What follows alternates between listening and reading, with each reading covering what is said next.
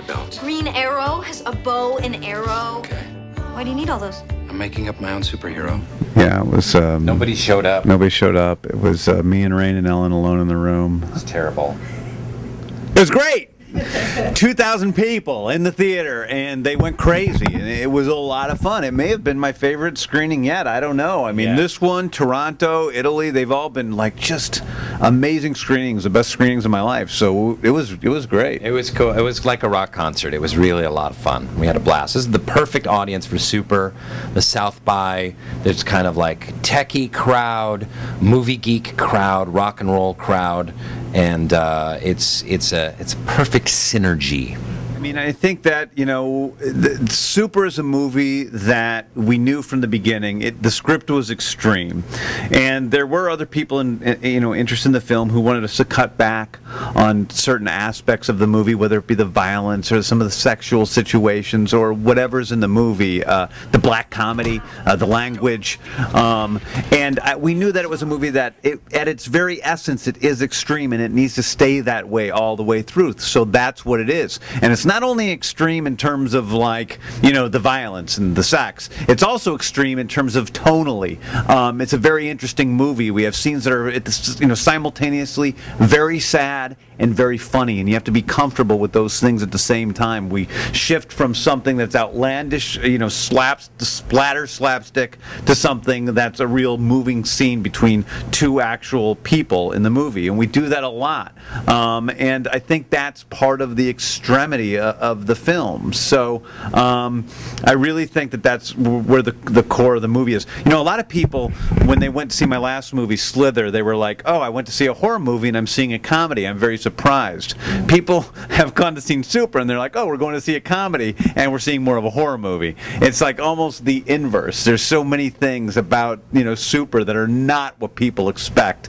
And that, I think, is the thing that I've heard the most today from people that have gotten out of the movie is, wow, that wasn't what I expected. And I hope that it isn't, because we try to keep you guessing from scene to scene, not taking you where you expect to go.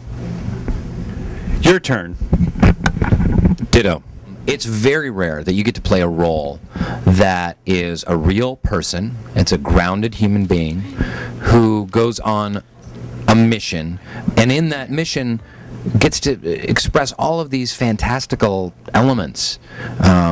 At the end of the movie, I get to be full-on, badass Charles Bronson, and blow people away with shotguns. And I get to have love scenes with two of the most beautiful women in Hollywood. There's emotional, tear-jerking scenes of real heart and passion. There's absurd comedy. There's a scene where I wear a ridiculous fake beard. I mean, there's so much fun stuff to do along the way, and that is such a rare thing. And that's what drew me to the role, but especially the journey that Frank takes. He takes a hero's journey. It's a spiritual journey where he's hit rock bottom, he's on his knees, he's praying to God, show me the way, and his brain literally gets touched by the finger of God, which crashes through his bedroom wall and propels him on a nightmare journey. And through that, he becomes a richer, deeper, and better person. And it's a hero's journey in a lot of ways, in the same way that Luke Skywalker's is the hero's journey. And it was a masterful script, and it's really truly one of the very best roles I'll ever play in my life. I haven't seen all the Star Wars movies. Is there ever a scene where Luke Skywalker gets raped by Princess Leia? Yeah. You didn't see that? No. Is that in episode 2? That's the one I missed. That might have been episode 2. A dream that I had. The Yoda one. Yeah. Maybe that was a fan fiction thing. I forget. I think that Kick-Ass it was made by some very talented people. Mark Millar is a friend of mine who wrote the original comic book. We found out we were doing these movies. He was writing the comic book at the same time I was writing this movie. Matthew Vaughn's a very talented director. But I think they're very, very different movies. I think in a lot of ways, Kick-Ass is much more of a superhero film. Our movie is really only a superhero film, in that the guy puts on a costume. It's really a black comedy and a morality play. So I think that there are definitely similarities there, and there's definitely, people bring up Kick-Ass, and maybe it opened up people's minds to seeing our movie if they like that movie. That's great. But again, they're very different movies about very different people, and told in very different ways. I learned from Lloyd Kaufman, the creator of The Toxic Avenger and Class of Nukem High and other great movies, how to make a movie.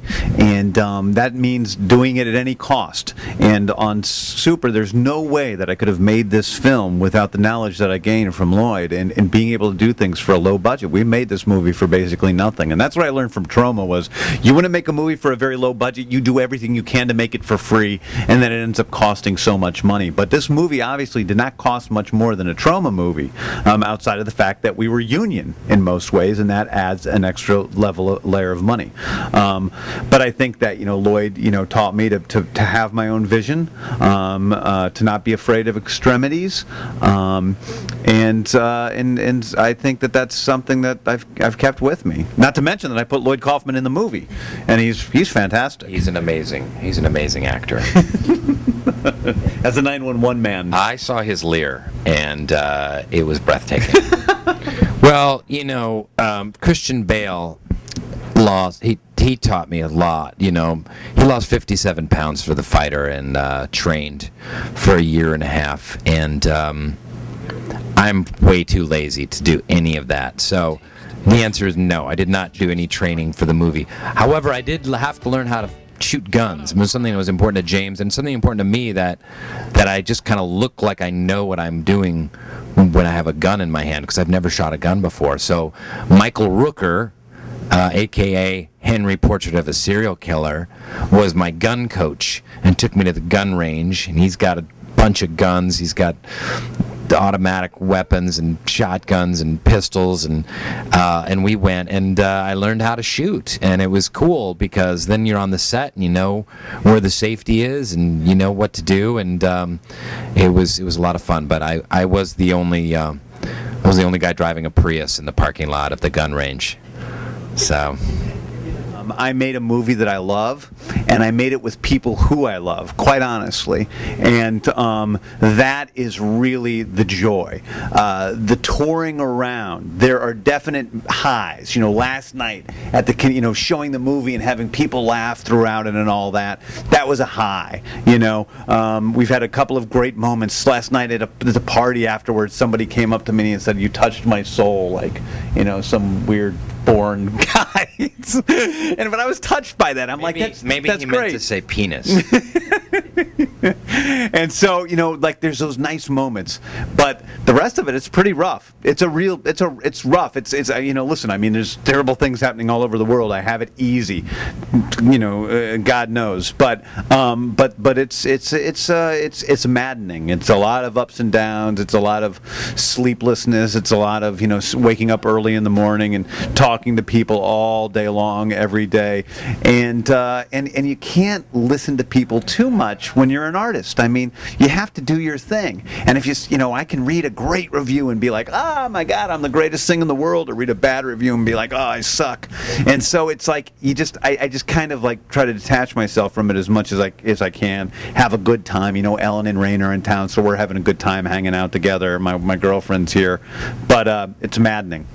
You can answer that same question. Basically, what James and I both do, whether you're a filmmaker or a writer, screenwriter, or an actor, is, we're storytellers, and we made a really great story. We've told a really cool story that I'm really excited about, and so it's great to see people's reaction to that story. And I think the interactions that I love the most with the fans of mine as an actor and of my work are just when people very simply come up and just say, "Hey, I just want to let you know that I loved that movie and I just got so turned on by it," or I love Dwight, or I love The Rocker, or whatever it is. And do they love The Rocker?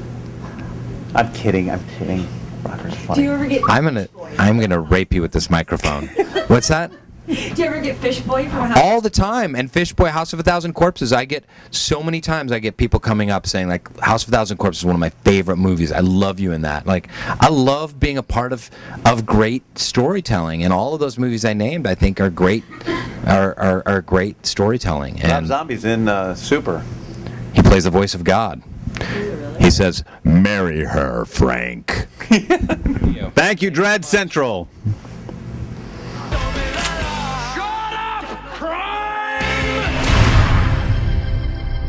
Face the wrath of the Crimson Bolt!